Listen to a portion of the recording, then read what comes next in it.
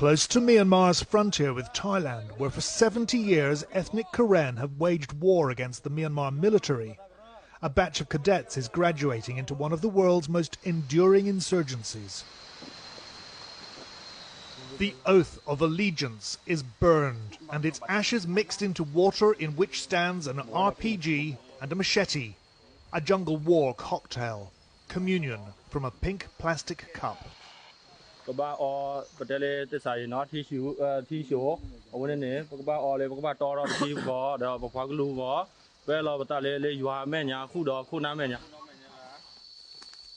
Since 1949, generations have fought in these shadowlands for the independent state of Kotule, the land without darkness.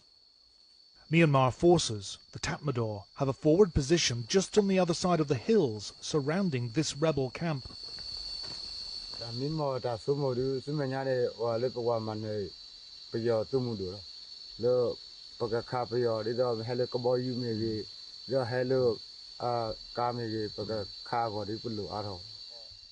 Despite appearances, the Karen rebels are not that well armed or well funded compared with other ethnic armed groups.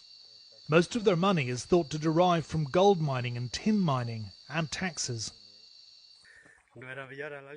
The Karen rebels have captured Tatmadaw bases. Since the coup, they claim to have killed 200 Myanmar soldiers.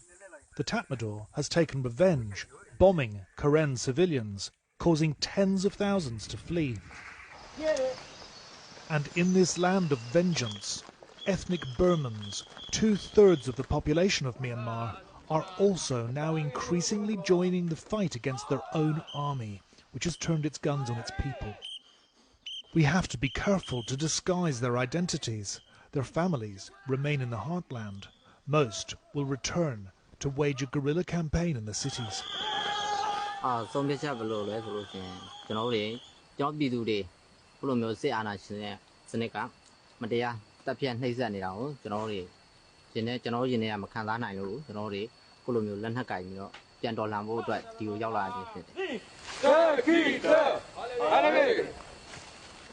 With a tattoo of his detained leader Aung San Suu Kyi on one arm and a map of his beloved, fractured land on the other, this 24-year-old says it's time for armed insurrection.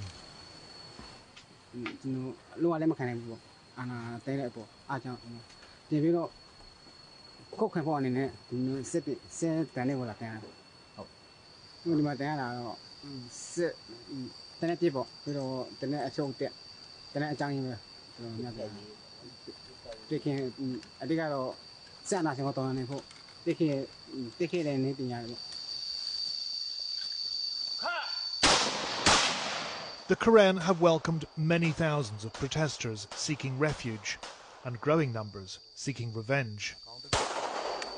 Many Burmese students, they arrive to our areas and we try to give them protections and training for self-defense so that they will be able to face the problems in the future.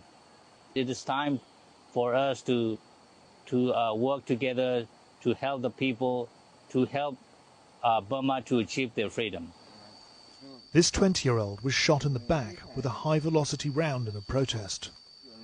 Now these Generation Z city kids are learning how to live as outlaws in the jungle.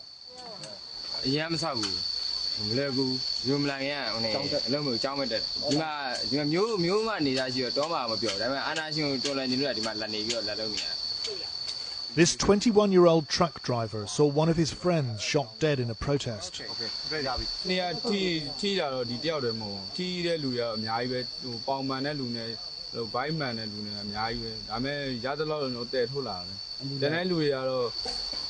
He wanted to introduce his father and younger brother. Together they'd walked for days to get here, evading checkpoints. They'd fled to the jungle after a particularly brutal attack last month.